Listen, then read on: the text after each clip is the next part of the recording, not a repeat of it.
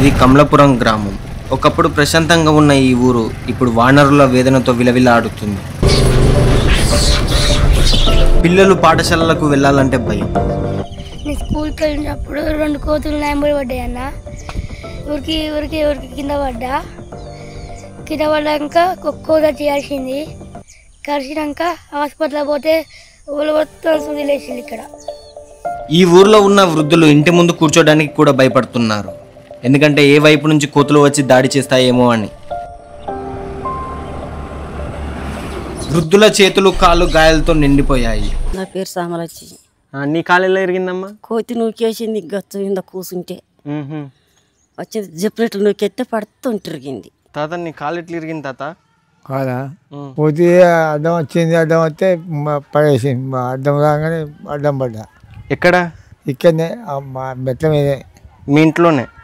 ఇంట్లో బడికి వచ్చి పడేసింది. అంతకుముందు మంచిగా నడిచేటోడివా? అంతకుముందు మంచిగా దర్జాగా నడుస్తాడు. కోతుల వల్ల ఇబ్బంది 3 సార్లు కరిచింది నన్ను. 3 సార్లు? 3 సార్లు.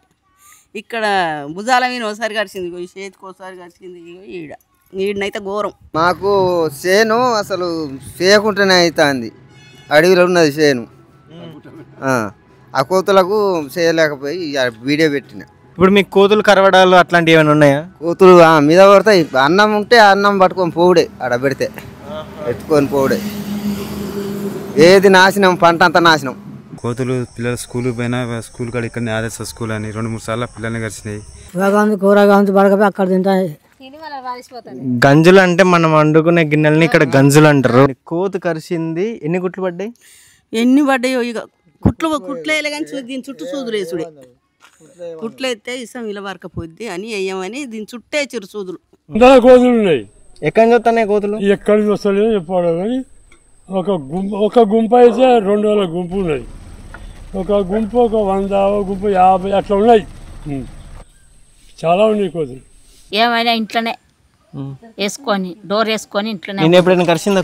కరిచింది అయ్యా. కరిస్తే నేను 3 సూదులు వేయించుకున్నా. తొంటరిగితే దవాఖానలో పోయినా. దవాఖానలో పోయి 4 రోజులు ఉన్నా. ఆపరేషన్ చేసిండ్రు. మొన్న మీటింగ్లో కూడా చెప్పినాం. అంటే ఎవరు పట్టించుకోలేడు. కోతుల బాధ ఎవరు పట్టించుకుంటారు?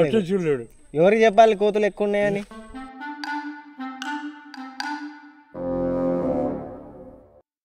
ఇప్పుడు మనం చేనుకు వెళ్తున్నాము. ఇతను రైతు. వీళ్ళ పొలాలన్నీ కోతులు ఆగం చేస్తున్నాయని ఏంటిదో వాళ్ళు వేసుకున్నాడంట. చూద్దాం పదండి.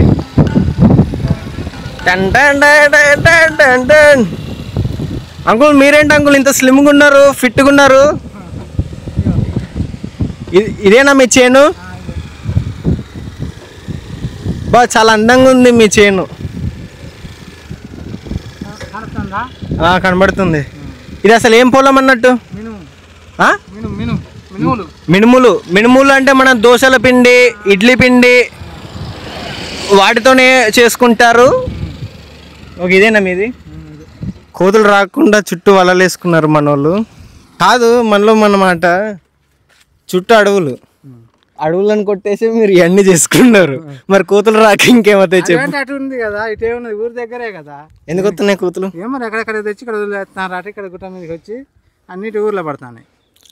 వేరే చోటు నుంచి కూడా పట్టుకొస్తున్నారు. పట్టుకొచ్చి అక్కడ వదిలేస్తున్నారట. యాన్లతో తెచ్చి. మరి డిపార్ట్మెంట్లు ఉంటాయి కదా, చెక్ పోస్టులు, వాళ్ళు చెక్ చేయట్లేదు బండ్లు.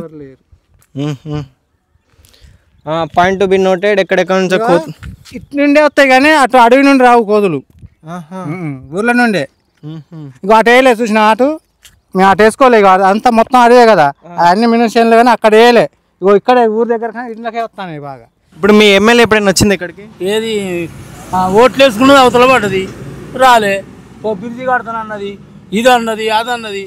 అంత కథం కంప్లీట్ మంచిగా సంపాదించుకున్నది. ఇంకేం కావాలి? అంతే. ఇప్పుడు ఈ గ్రామ ప్రజలకు భరోసా ఇవ్వాల్సింది ప్రభుత్వం. మన స్థానిక ప్రజాప్రతినిధులు, అధికారులు ఈ సమస్యను గమనించి తగిన చర్యలు తీసుకోవాలని విన్నపం. Thank you.